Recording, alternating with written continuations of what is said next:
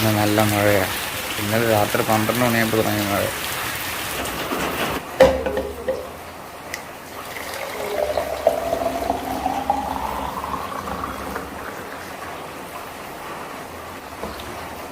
Start പറ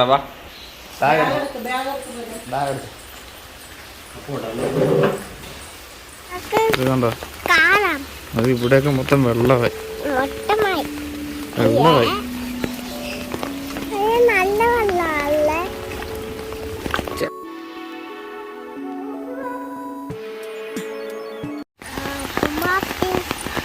ഇനിയിപ്പോൾ കുറച്ച് ദിവസത്തേക്ക് മഴ പറഞ്ഞിട്ടുണ്ട്.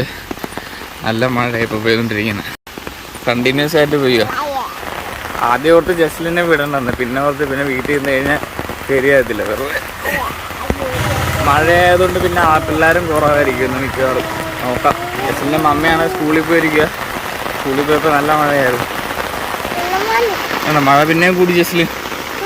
എന്താ തോട്ടിലൊക്കെ വെള്ളം നിറഞ്ഞു. എന്താ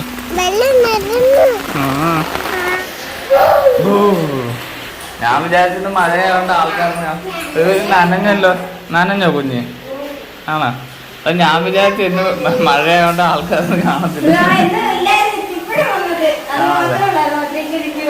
ആ ഇസയല്ലേ.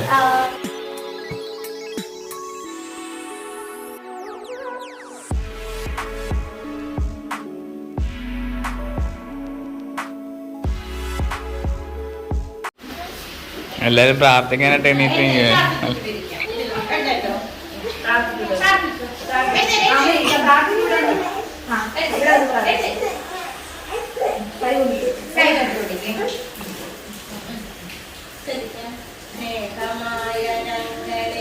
എന്നുമെന്നും വാണിടും സ്നേഹമായ ദൈവമേ കൈവണഞ്ഞിടുന്നിതാ നിന്റെ ദിവ്യ ശോഭയാൽ ജ്ഞാനമെന്ന കാന്തിയാൽ അജ്ഞരാകും ഞങ്ങളെ നേർവഴി നയിക്കണേ, നേർവഴി നയിക്കണേ.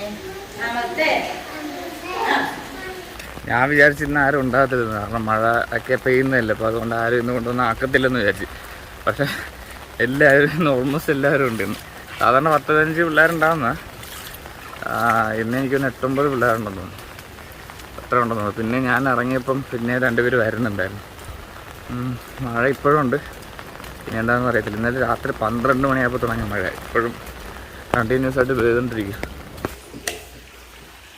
ഇവിടെ നെയിൽ പോളിഷും ഉണ്ട്. ഇത് എല്ലാം തൂത്തുകളാണ്.